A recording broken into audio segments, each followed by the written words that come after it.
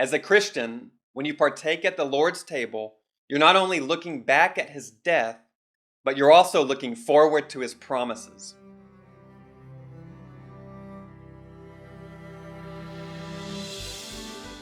Luke chapter 22 records the Last Supper Jesus had with his followers before he was arrested and crucified. They were celebrating an ancient Jewish meal called Passover.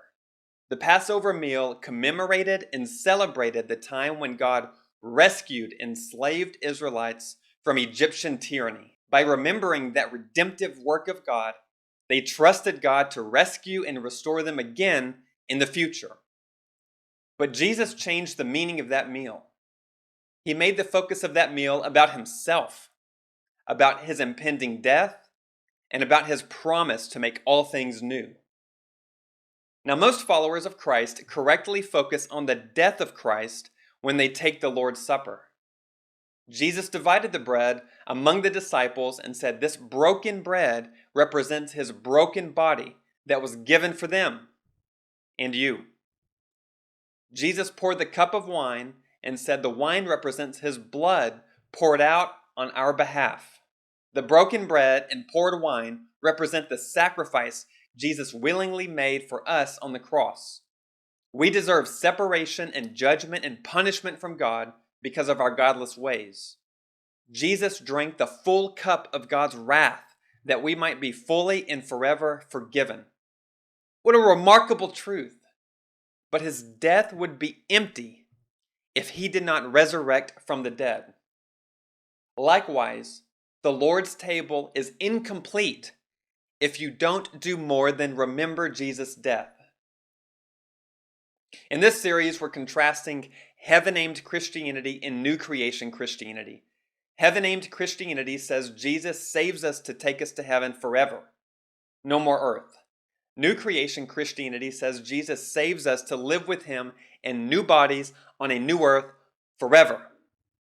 Now, if you're a heaven-aimed Christian, you're likely to take the Lord's Supper to only remember the death of Christ and how it paved the way for you to escape hell so that you can inhabit heaven forever. But there's more to it if you're a new creation Christian. At the Lord's table, you not only look back to what Jesus did for you, you also look forward to what he will do for you. It begins by looking back, and you celebrate the presence of Christ with you now. His presence gives us joy and peace and guidance unlike anything else we can find in the universe. That presence is also a foretaste of what lies ahead. So we not only look back, we not only celebrate in the present, we also look forward to his coming kingdom when we take the Lord's Supper. In Luke chapter 22, verse 18, Jesus said, "He will not drink again from the fruit of the vine until the kingdom of God comes." When we take the Lord's Supper, we look forward to the full redemption of our bodies. We look forward to the renewal of the earth. We look forward to the establishment of Jesus' kingdom on earth. As a new creation Christian, when you take the Lord's Supper, you are looking ahead to the renewal of all things. You are not merely celebrating that you get to escape hell and live in a non-earthly heaven forever.